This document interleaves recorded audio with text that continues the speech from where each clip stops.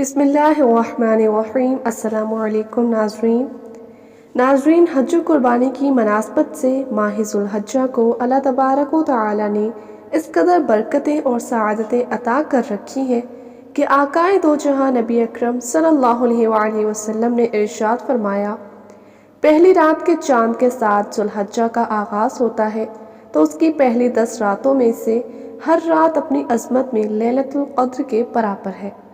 ذو الحجہ کے پہلے 10 دنوں کے مبارک اعمال۔ قرآن کریم اور احادیث طیبہ سے ذو الحجہ کے 10 دنوں کے لگ بھگ 10 اعمال۔ حضرت عبداللہ ابن عباس رضی اللہ تعالی عنہ سے روایت ہے کہ رسول اللہ صلی اللہ علیہ وآلہ وسلم نے ارشاد فرمایا، اللہ تعالیٰ کی بارگاہ میں دوسرے ایام کا کوئی عمل ذو الحجہ کے پہلے 10 دنوں کے دوران نیک عمل سے بڑھ کر پسندیدہ نہیں۔ یہ جہاد فی سبیل اللہ سے بڑھ کر ہے۔ اس دوران ہر دن کا روزہ 1 سال کے روزوں کے برابر ہے اور ہر رات کی عبادت 1000 راتوں سے بہتر کی عبادت کے برابر ہے۔ ارشاد نبی صلی اللہ علیہ وآلہ وسلم ہے، جو شخص ذو الحجہ کا چاند دیکھے اور قربانی کرنے کا بھی ارادہ ہو تو اپنے بال اور ناخن نہ کاٹے۔ سنن ترمذی میں ہے کہ قربانی کرنے والے کے لیے مستحب ہے کہ ذو الحجہ کا چاند نظر آنے کے بعد قربانی کرنے تک وہ اپنے ناخن، سر کے بال اور ناف کے نیچے کے بال صاف نہ کرے، غرض کہ جسم کے کسی بھی حصے کے بال نہ کاٹے۔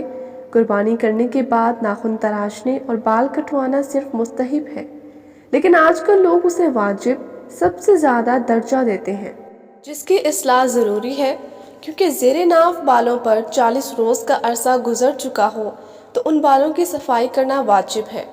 اگر چاند نظر آنے کے بعد کسی نے ناخن اور بال وغیرہ کاٹے تو اس پر گناہ نہیں اور نہ ہی قربانی پر کوئی اثر پڑے گا۔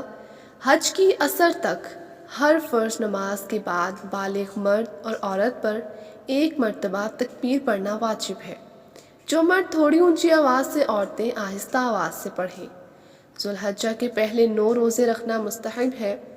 حدیث نبی کریم صلی اللہ علیہ وآلہ وسلم کی بعض بیویوں سے روایت ہے کہ آپ صلی اللہ علیہ وآلہ وسلم نے ذو الحجہ کے پہلے 9 روزے رکھا کرتے تھے۔ فرض نماز کے ساتھ نوافل کا اہتمام کریں۔ نماز عید کی نماز پڑھنے کا طریقہ۔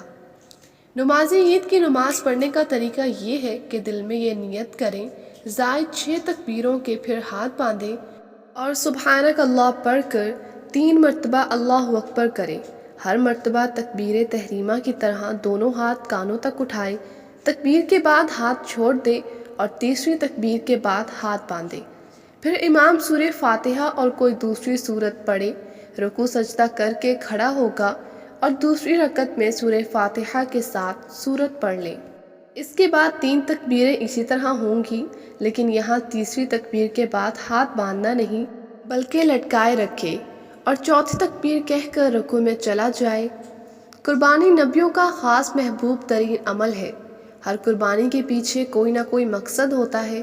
انسان اپنی زندگی کے مختلف مسائل میں الجھا ہوتا ہے، اسے قدم قدم پر قربانی دینی پڑتی ہے اور اس کے پیچھے اس کا کوئی نہ کوئی مقصد چھپا ہوتا ہے، اور مقصد جیتنا لازم ہوتا ہے۔ قربانی بھی اتنی ہی بڑی ہوتی ہے۔ صحابہ کرام رضی اللہ تعالی عنہ نے نبی کریم صلی اللہ علیہ وآلہ وسلم سے پوچھا کہ یا رسول اللہ، قربانی کیا چیز ہے؟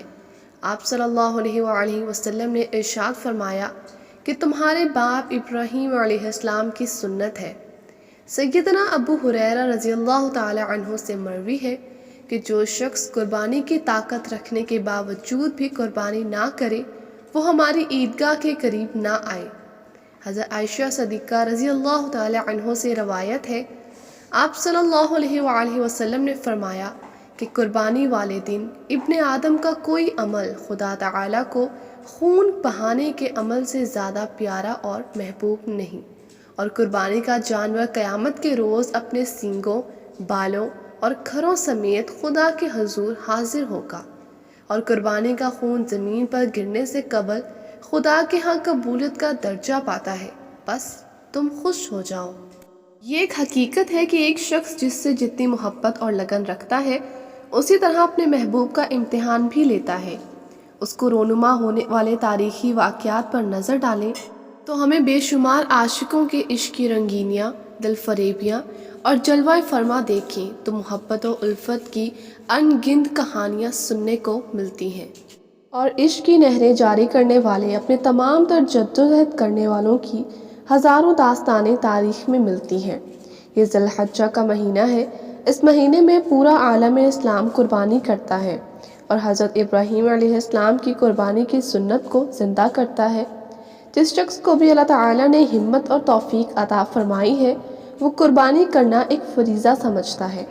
اس مہینے میں قربانی نہ کرنا بہت بڑی بدنصیبی اور بدبختی سمجھی جاتی ہے۔ رسول اللہ صلی اللہ علیہ وآلہ وسلم نے ہجرت کے بعد ہر سال قربانی فرمائی، کسی سال ترک نہیں فرمائی۔ اس سے مواظبت ثابت ہوئی، جس کا مطلب ہے لگاتار کرنا۔ اس طرح اس سے وجوب ثابت ہوئی۔ انس بن مالک رضی اللہ تعالی عنہ، جو سرکار دو عالم صلی اللہ علیہ وآلہ وسلم کے خادم خاص تھے، وہ اپنا اور سرکار دو عالم صلی اللہ علیہ وآلہ وسلم کا معمول بقرعید کے دن کا بیان فرماتے ہیں کہ نبی کریم صلی اللہ علیہ وآلہ وسلم 2 مینڈھوں کی قربانی کا کیا کرتے تھے، اور میں بھی 2 مینڈھوں کی قربانی کرتا ہوں۔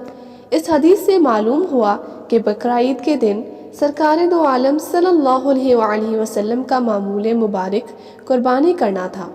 جابر بن عبداللہ رضی اللہ تعالی عنہ فرماتے ہیں کہ میں نے رسول اللہ صلی اللہ علیہ وآلہ وسلم کے ساتھ بقرعید کی نماز پڑھی، پھر جب آپ واپس تشریف لائے تو آپ کی خدمت میں ایک مینڈھا پیش کیا گیا اور آپ نے اسے ذبح کرتے ہوئے فرمایا، اللہ کے نام پر، اور اللہ سب سے بڑا ہے، خدایا یہ میری طرف سے اور میری امت کے ان سب لوگوں کی طرف سے ہے جنہوں نے قربانی نہ کی ہو۔